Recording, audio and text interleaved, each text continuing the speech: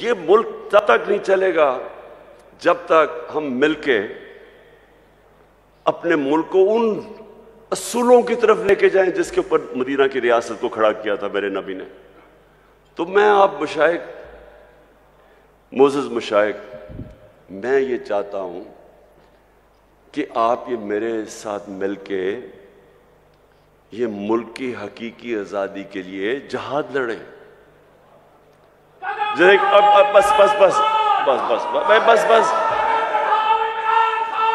बस बस बस मैं ये पीर मुनव्वर साहब,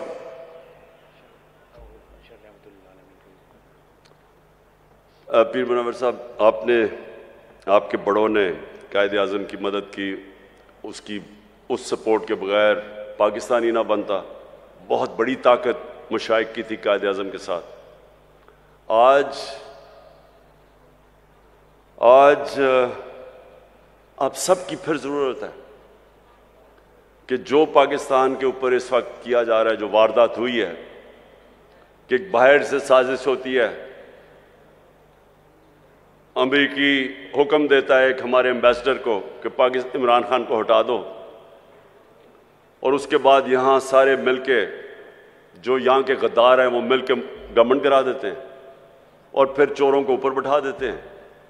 और अगर हम इसको तस्लीम कर जाते हैं तो हमें ये बड़ा वाज़ेह हो जाना चाहिए कि हम अपने मुल्क की मुस्तकबिल की कब्र खोद रहे हैं।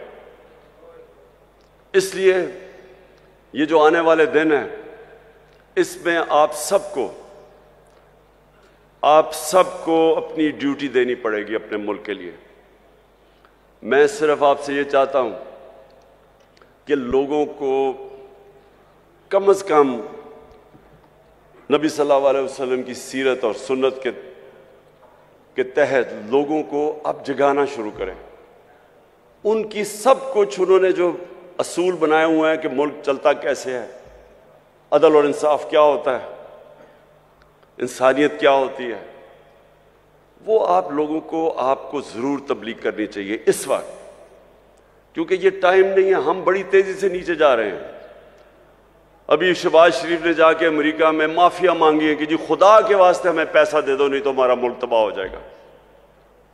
सोचे इतनी मेहनत करके, साजिश करके 5 महीने पहले गवर्नमेंट आती है, आज सारी अमेरिकनों को वहां जाके कह रहा है कि जी खुदा के वास्ते हमारी इमदाद कर दो, नहीं तो मुल्क का दिवालिया निकल गया, नहीं तो हम अपने कर्जे नहीं वापस कर सकते। सवाल तो इनसे ये पूछना चाहिए कि आपके सारे पैसे, अरबों डॉलर सारी दुनिया को पता है बाहर पड़े, मुल्क के लिए पैसे मांग रहे हो, अपना पैसा बाहर रखा हुआ है। दूसरों को कह रहे हो कि मुल्क में पैसा लेके आओ और अपना पैसा बाहर ले गए हो। तो मैं आखिर में सबसे अभी से ही मैं अपनी हुकूमतों को, 4 हमारे पास हुकूमतें हैं, गिलगित बल्तिस्तान, आज़ाद कश्मीर, पख्तूनख्वा और पंजाब। इंशाअल्लाह हमने पिछले साल भी और इस साल भी भरपूर तरीके से 12 रबीउल अव्वल बनाएंगे,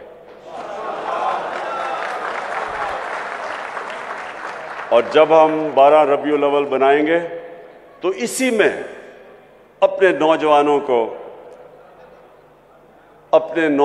को नबी सल्लल्लाहु अलैहि वसल्लम की सीरत से भी आगाह करेंगे, और इंशाअल्लाह उनके कैरेक्टरों को ऊपर उठाएंगे।